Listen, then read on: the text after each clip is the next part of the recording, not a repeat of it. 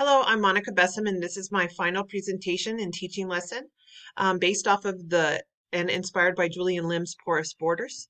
It's entitled Outsiders on the Borders, Chinese Immigrants in the Southwest. And this is deemed for college-age students.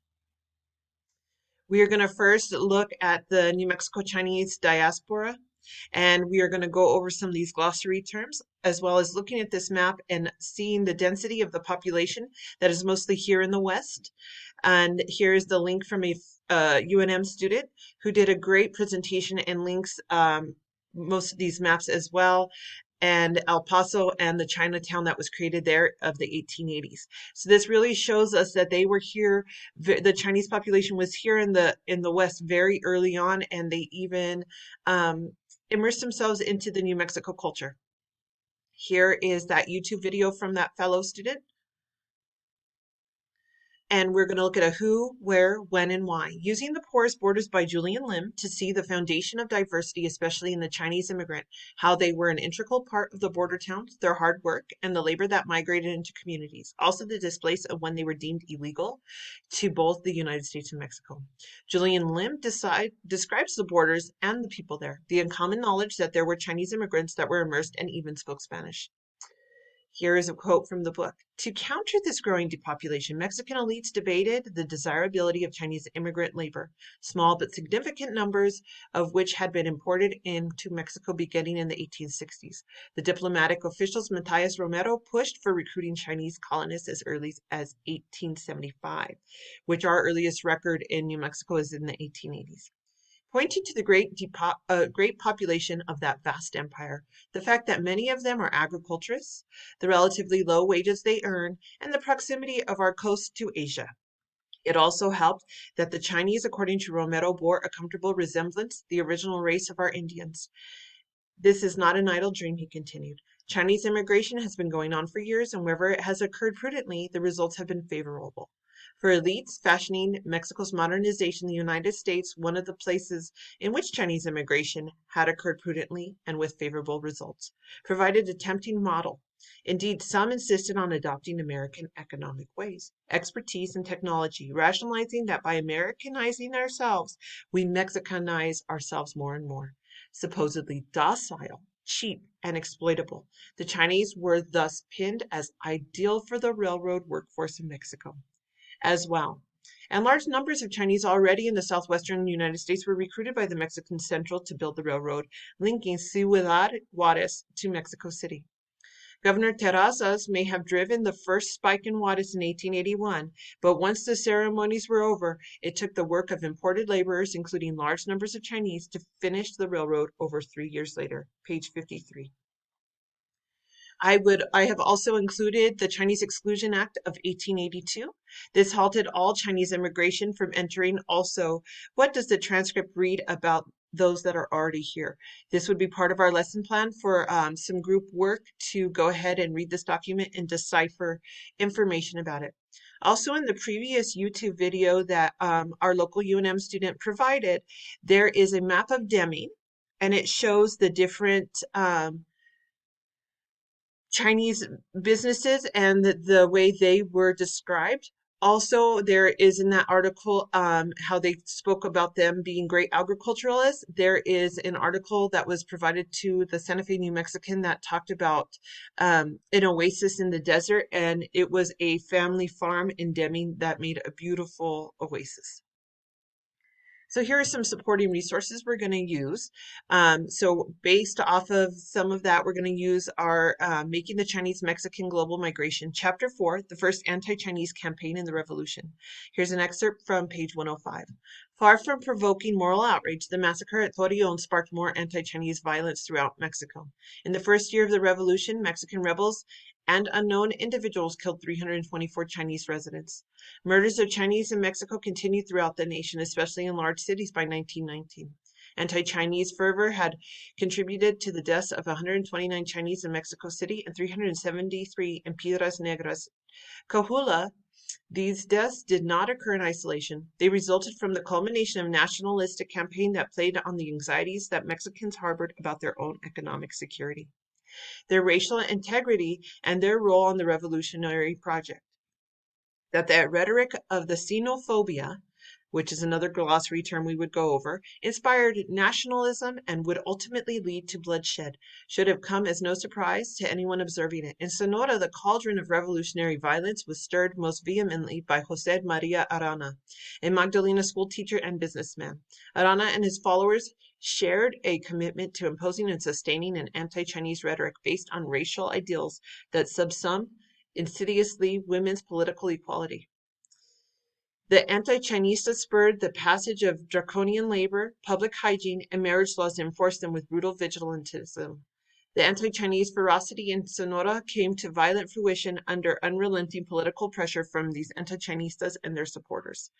We also saw in the Migra book that we were reading that it's almost like when this time of the revolution happened, that the Mexicans were deemed unworthy to be in the U.S., but they were an exploited labor force as well, and they started to take out their frustrations on any other person that could take their labor, and it also had a great effect on the people in their communities.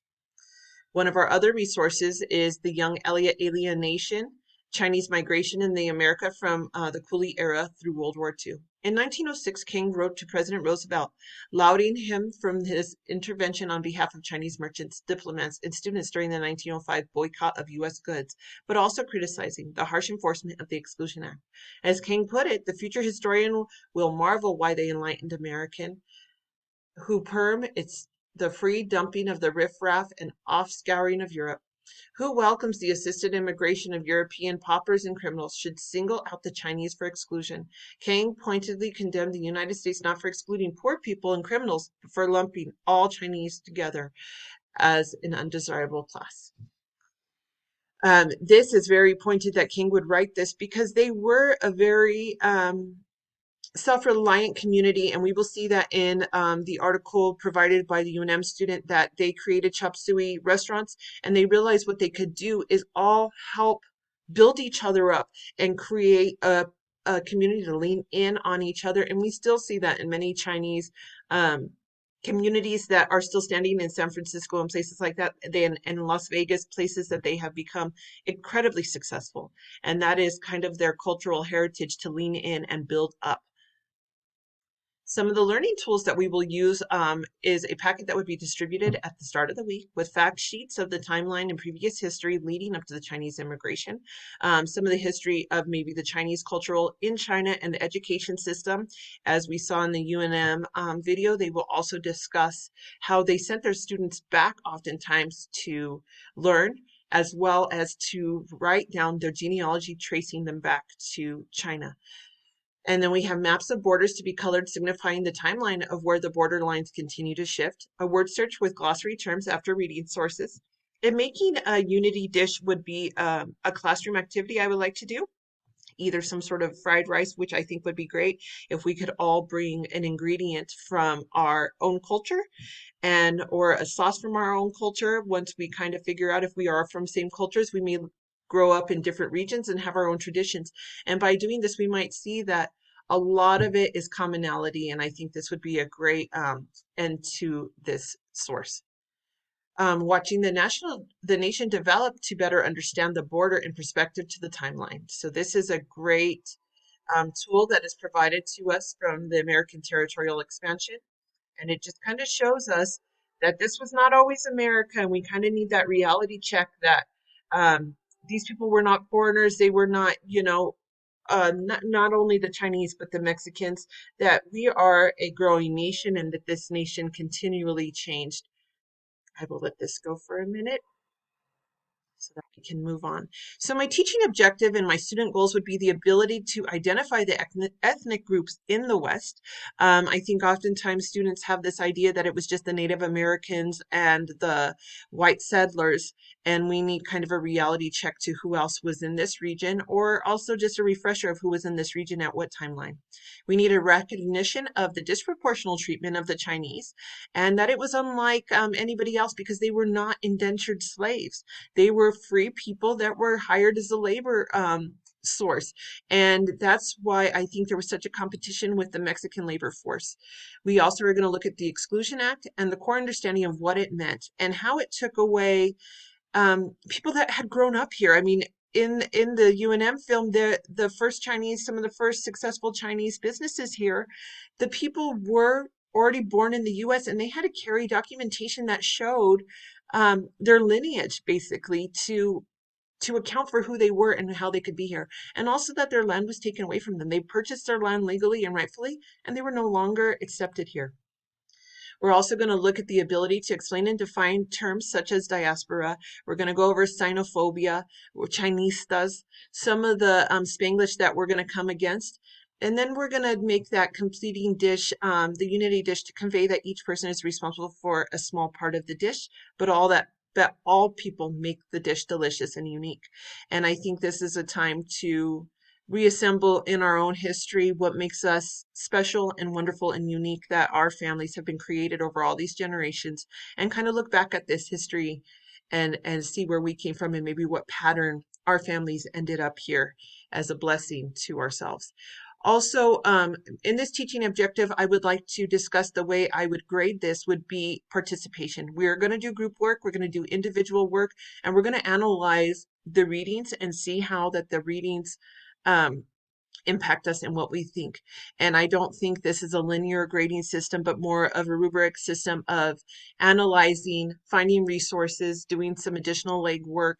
And I think it's participation based, and how it just expands our own thought of ourselves.